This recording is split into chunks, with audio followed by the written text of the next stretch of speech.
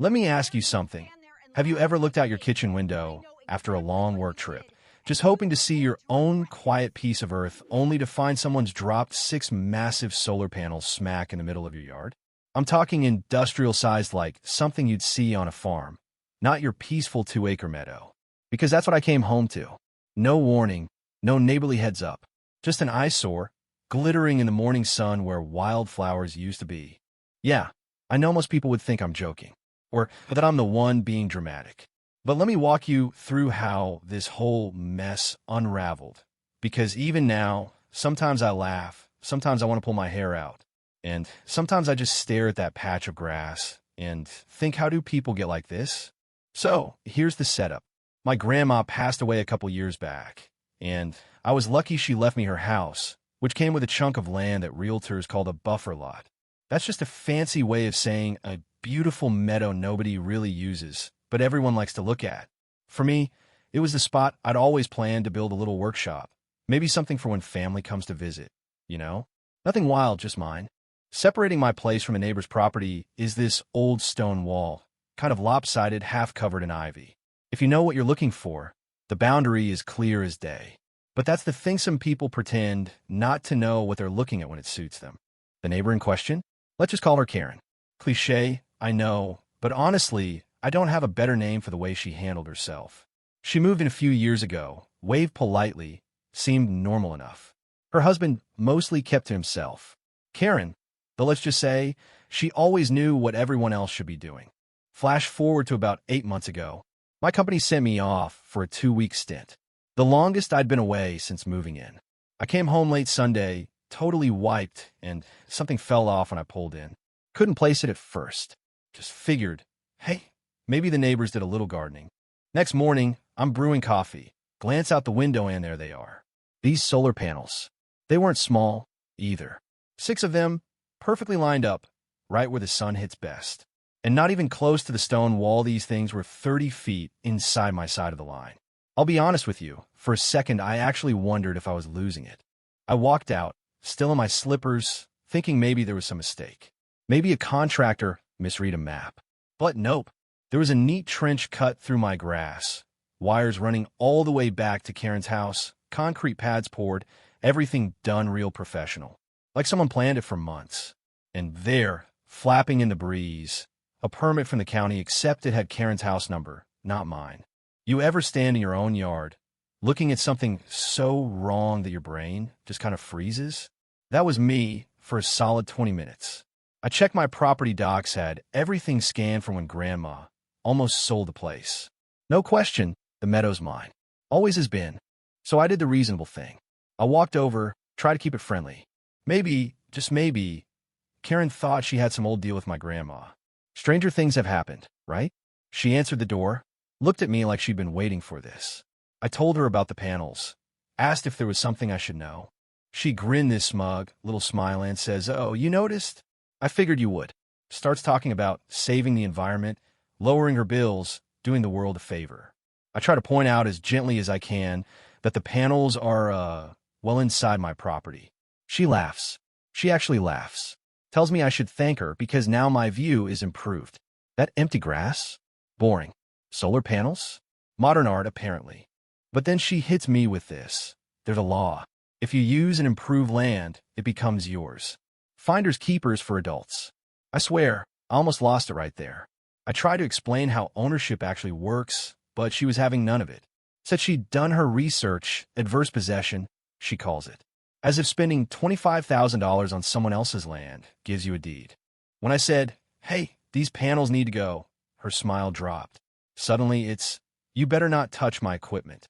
I'll sue for harassment." That's when she let slip she knew it was my land all along, just figured I'd never care. I walked back, blood boiling. I mean, it takes a special kind of person to spend that much money on someone else's property and expect to be thanked for it. First thing I did, called a surveyor, wanted fresh, legal proof. While I waited, I dove deep into property law. Turns out, Karen had enough legal jargon to be dangerous, but not enough to make sense. You can't just take over someone's land because you want it, especially not in a matter of weeks. These laws exist, but they're for actual abandoned property after decades, not some meadow you just happen to covet. Wednesday rolls around. Surveyor comes out, plants neon stakes every 50 feet along the Lenino, mistaking it now. Karen's watching from her window the whole time.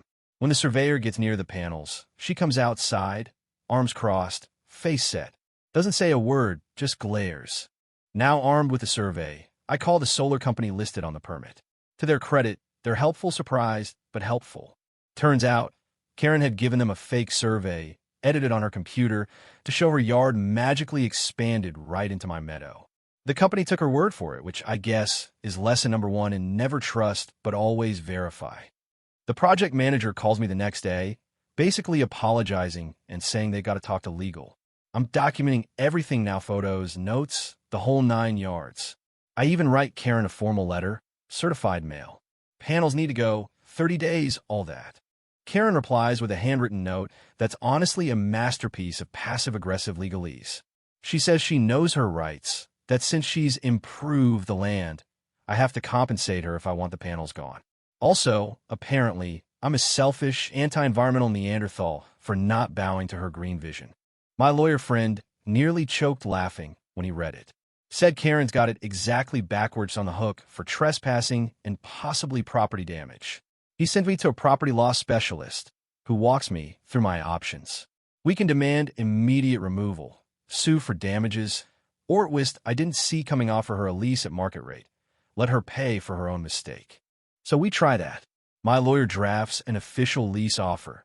$2,000 a month for the chunk of land her panels are squatting on. It's generous, honestly. Karen? She loses it. Writes back that I'm extorting her, that I'm anti-environment, and that the local tree hugger groups will have my head on a stick. That's about where my patience runs out. We file complaints with the county, the EPA, the local zoning board, every agency you can think of. The solar company is feeling the heat now, too. They're getting pressured. Their own legal team starts calling me, and finally, they agree to remove the panels, repair the damage, and cover my costs. At this point, Karen threatens to sue the company. They basically tell her she voided the contract by lying about her property lines.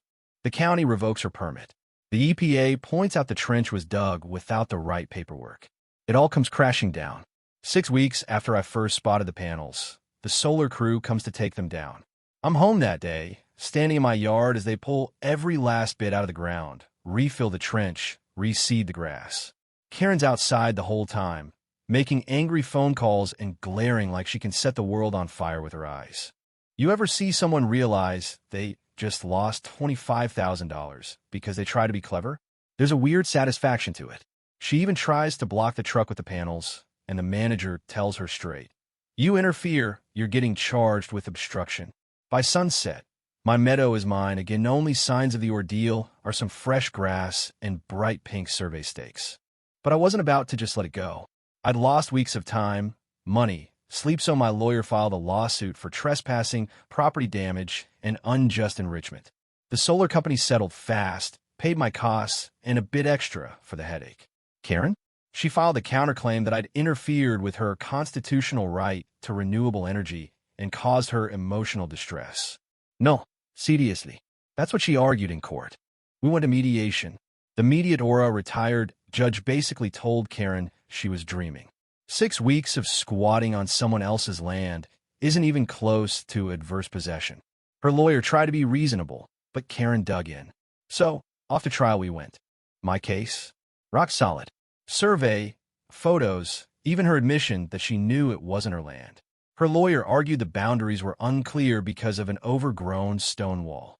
The judge wasn't buying any of it. When Karen took the stand, she doubled down, said environmentalism should trump property rights, and I was selfish for not sharing my unused land. Judge didn't take long to decide. Ruled in my favor on every point. Karen had to pay damages, my legal fees, and restoration costs. Her counterclaims? Dismissed. Judge even called them frivolous. All told, she lost around $15,000 on top of her failed solar project. With the settlement, I did something I probably should have done from the start.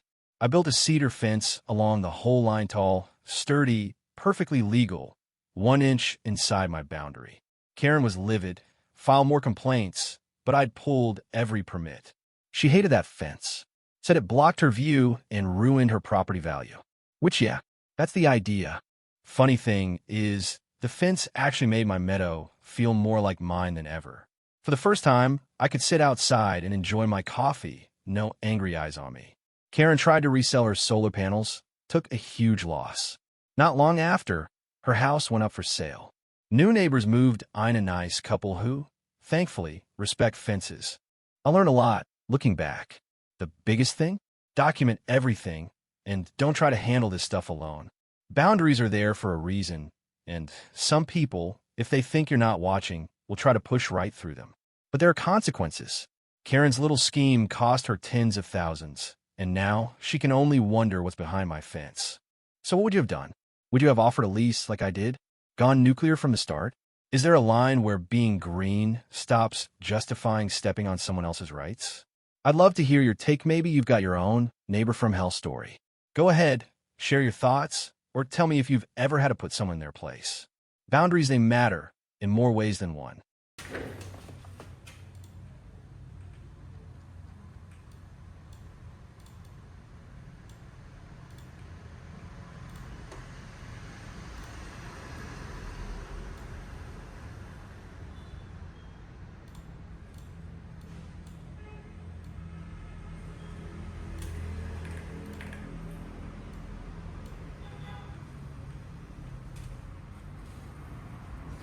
Cảm ơn tất cả các bạn đã xem video.